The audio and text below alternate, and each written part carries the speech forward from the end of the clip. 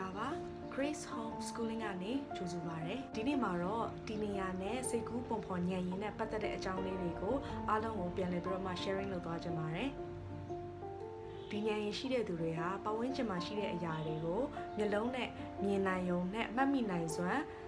ရှိတဲ့သူတွေပဲဖြစ်ပါတယ်။ကျွန်မတကယ်ချင်းတယောက်ပြောသလိုပေါ့သူ့ရဲ့မျက်လုံးနဲ့ scan ဖတ်ထားသလိုပဲအကုန်လုံးကို detail မှတ်မိတယ်ဆိုတော့သူမျိုးတွေပဲဖြစ်ပါတယ်။ဥပမာအားဖြင့်လီယိုနာဒိုဒါဗင်ချီလိုလူမျိုးတွေတင်မောမာလိန်မှုတွေလေယာဉ်မှုတွေစောက်လုပ်ရေးအင်ဂျင်နီယာတွေနဲ့ပကြီးပပုပညာရှင်တွေမှာဒီလိုမျိုးဉာဏ်ရည်မျိုးကိုတွေ့ရပါတယ်။သူတို့တွေအတွက်ကစကလုံးတွေထက်ပုံနေနဲ့သူတို့ကိုတင်ကြားမှုပေးတယ်ဆိုရင်ပို့ပြီးတော့မှတင်ယူမှုကအားကောင်းပါတယ်။ဆိုတော့ကျမရဲ့တင်ငယ်ချင်းတချို့ဆိုရင်သူတို့တွေစာတွေကြပြီဆိုရင်သူတို့တွေရဲ့စာအုပ်ထဲမှာပုံတွေအပြည့်နဲ့ကြက်လေးရှိတယ်။ရှောက်ချစ်ပြီးတော့မှဆွဲထားတာမျိုးမဟုတ်ဘူး။ဒီဟာဒီလိုမျိုးဖြစ်တယ်ပြီးရင်ဒီဟာကဒီလိုမျိုးဖြစ်သွားတယ်ဆိုတဲ့အကြောင်းအရာတွေကိုသူတို့တွေပုံနေနဲ့သူတို့ပြန်ပြီးတော့မှ learning လုပ်တယ်ပေါ့နော်။ပြန်ပြီးတော့မှ learning လုပ်တဲ့ပုံစံမျိုးတွေနဲ့သူတို့စာကြက်လေးရှိကြတယ်။သူတို့တွေအတွက်က step by step ပေါ်ပြထားတဲ့အရာတွေသင်ယူရတာကိုအဆင်မပြေဘူးထက်ခါလုံရင်းနဲ့တင်ယူရတဲ့ပုံစံတွေကလည်းသူတို့အတွက်အဆင်မပြေဘူးဖြစ်စဉ်တစ်ခုကို sequence နဲ့ပေါ်ပြဖို့ရန်အတွက်သူတို့ကိုလုပ်ခိုင်းနေဆိုရင်သူတို့တွေအတွက်အဆင်မပြေတတ်ပါဘူးဥပမာအနေနဲ့ဆိုရင်ဆရာမတွေကသူတို့တွေကို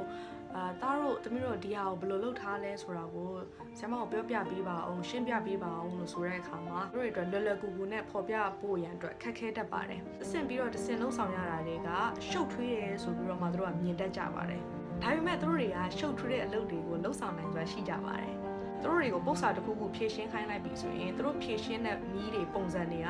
ကျမတို့မမျှော်လင့်ထားတဲ့ပုံစံတွေကျမတို့မထင်မှတ်ထားတဲ့ပုံစံတွေနဲ့ရှင်းပြနိုင်ပါတယ်။အများစုကတော့သူတို့ဗျမ်းပဒါနိုင်တဲ့လူတွေလို့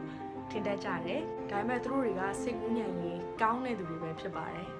။သူတို့တွေရဲ့တင်ယူမှုပုံစံတွေကတော့စာရေးခြင်းတွေကနေပြီးတော့မှတင်ယူတယ်။တရုပ်ပြတဲ့ပုံစံတွေကနေပြီးတော့လည်းသူတို့တွေကတင်ယူတယ်။ visual media လို့ခေါ်တဲ့အမြင်အာရုံနဲ့ခံစားရတဲ့တင်ပြချက်တွေကနေပြီးတော့မှသူတို့တင်ယူကြပါတယ်။သူတို့ကြိုက်နေတတ်တဲ့ activities တွေကတော့